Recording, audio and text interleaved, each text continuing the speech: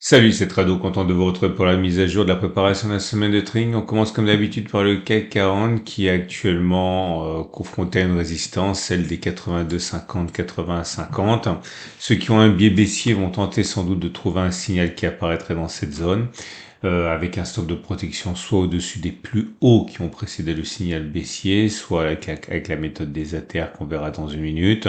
Ceux qui ont un biais haussier attendent probablement que l'on revienne sur les 80, 50, 79, 80, qui est une zone de support H4, voire un retour sur les 79, 80, 79, 0, 0, qui est une zone de support journalière un petit peu plus solide en théorie.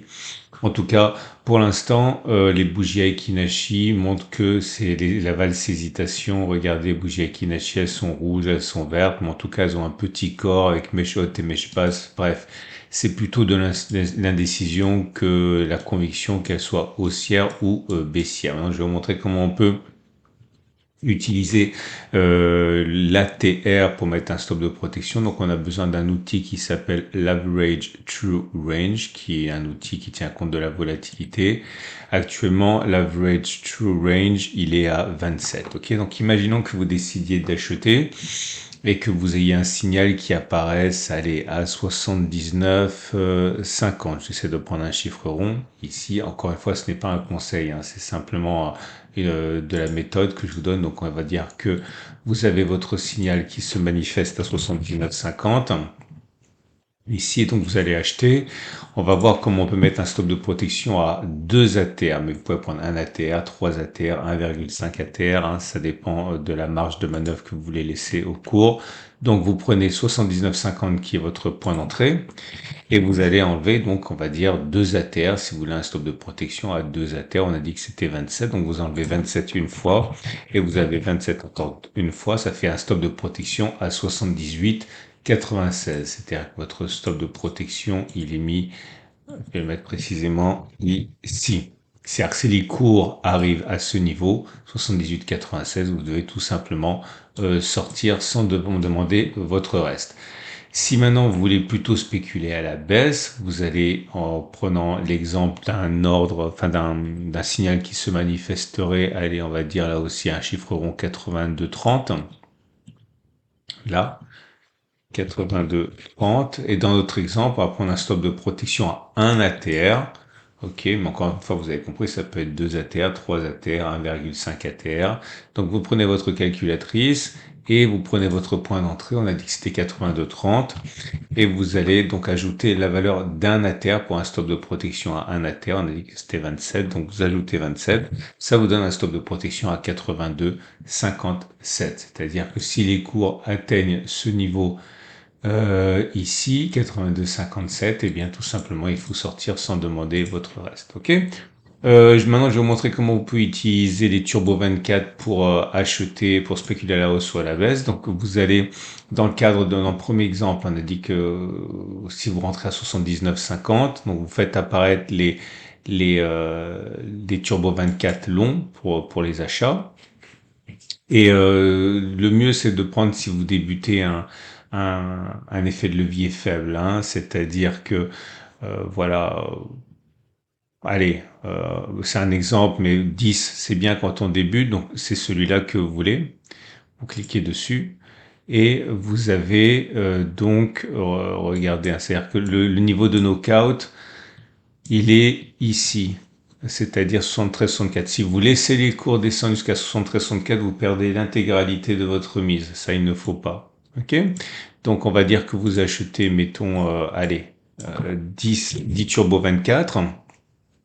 Si vous achetez 10 Turbo 24, c'est un peu beaucoup. On va dire que vous achetez 5 Turbo 24, si vous débutez, c'est bien.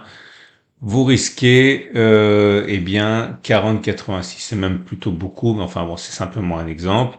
Ça veut dire que si vous laissez les cours tomber jusqu'au niveau de knockout ici, vous allez perdre tout votre investissement, c'est-à-dire 40 et quelques euros ici. Et vous perdez beaucoup moins, hein, puisque vous avez prévu de sortir si les cours descendent jusqu'à 78,96. Donc vous allez perdre, bon, visuellement, vous allez perdre 5 fois moins. Enfin bon, je suis pas très bon en... Vous allez sortir ici plutôt que là, et là vous perdriez 40 euros. Ok, donc et si vous décidez de spéculer plutôt à la baisse, Bah, c'est pareil, vous prenez cette fois-ci un turbo short. Vous allez là aussi prendre un effet de levier qui est pas trop important, on va dire allez 16, c'est bien. Ok, votre niveau de knockout, il est à 86,65. C'est-à-dire que si les cours vont jusqu'à là, vous avez perdu toute votre mise. Vous auriez perdu en l'occurrence ici, on va dire que vous en achetez 10. Ok, ça fait 54 euros, c'est beaucoup si vous débutez, on va dire 5, vous perdriez 27 euros. Ok, mais là aussi, hein, c'est à ce niveau des 82,56 que vous avez dit que vous sortiriez avec un calcul du stop loss, hein, donc c'est beaucoup moins. Visuellement, c'est quelques euros hein, par rapport à ça qui serait 26 euros. Mais encore une fois, sans simplement des exemples, c'est pour vous montrer comment on procède. Après, avec l'expérience, vous pouvez naturellement risquer plus. Mais si vous débutez, il faut être très prudent. Quelques euros par trade perdant, c'est largement suffisant. Ok. Voilà comment vous pouvez procéder. On va maintenant passer aux autres marchés, à commencer par le DAX 40. Alors, le DAX 40, on est dans une situation également qui est plutôt haussière. Il n'y a pas de vraie résistance, ou alors très ténue. Ok, donc c'est difficile de spéculer à la baisse. Par contre, si vous avez un biais qui est haussier, je pense que beaucoup attendront que l'on revienne sur cette zone ici. Toute cette zone bleue ou cette zone orange est une zone de support. Donc ça veut dire que toute cette zone est propice à la saisie de signaux haussiers s'ils se manifestent. Alors quand je parle de signal haussier ou de signal baissier, je parle ça peut être un signal de l'indicateur technique, de price action avec des chandeliers japonais. Bref, dans mes vidéos quotidiennes du CAC 40 pour IG, vous avez quasiment toutes les vidéos, vous avez un signal qui est expliqué, donc ça vous permet également de découvrir quels sont les signaux haussiers et signaux baissiers qui peuvent exister. Mais en tout cas, si vous avez un signal aussi qui apparaît dans cette grande zone-là, vous pourriez peut-être le prendre si vous avez un biais haussier, stop de protection en utilisant la méthode des ATR qu'on vient de voir, ou alors sous les plus bas qui ont précédé le signal haussier. Hein. Donc pour le SP500, c'est pareil, on est sur résistance, on hésite, on renacle, mais 52,65, 52,50 est une zone où pourrait eh bien être saisi des signaux baissiers, stop de protection au-dessus des plus hauts qui ont précédé le signal baissier ou avec la méthode des ATR. Ceux qui ont un biais haussier, par contre, à mon avis, attendent plutôt que l'on revienne dans la zone de support, soit 51,90, 51,50, stop de protection en dessous des plus bas qui ont précédé le signal haussier avec la méthode des ATR qu'on a vu au début de la vidéo. Pour les plus patients, attendre plutôt un retour sur les 51,30, 50,90. Le Nasdaq, ou plutôt son équivalent CFD ou Turbo 24 qui s'appelle l'US Texan, c'est pareil, on est sur une zone de support. Ceux qui veulent spéculer à la baisse sont sur une bonne zone pour le faire s'ils ont un biais baissier, stop de protection au-dessus des plus hauts qui ont précédé le signal ou avec la méthode des ATR. Ceux qui veulent acheter soit attendre un retour sur le support H4 des 17 970, 17 790 ou le support journalier des 17 660, 17 300 pour acheter, stop de protection en dessous de plus bas qui ont précédé le signal. Alors quand je dis par exemple sous les plus bas qui ont précédé un signal, imaginons que vous achetez, c'est un exemple ici, le plus bas qui a précédé le signal haussier serait ici, hein, donc stop de protection en dessous, voilà avec la méthode des ATR. Hein. Et vous avez pour terminer, non pas pour terminer, l'euro-dollar qui est dans une situation également où on est confronté à une résistance, à un support. Vous avez une zone de support ici à 1,08, 1,01, 1,0696. Ceux qui ont un biais haussier peuvent attendre que l'on rentre dans cette zone et que l'on subisse un signal ou que l'on bénéficie d'un signal haussier. Stop de protection en dessous des plus bas qui ont précédé le signal haussier, ou avec la méthode des ATR. Si vous avez un biais baissier, soit vous attendez un retour sur 1,0857, 1,0834, c'est une zone de résistance, hein, c'est une zone de support qui a été cassée, qui a donc théoriquement changé de polarité et est devenue résistance, ou alors plutôt 1,0942, 1,0916, hein, qui est une zone de résistance aussi.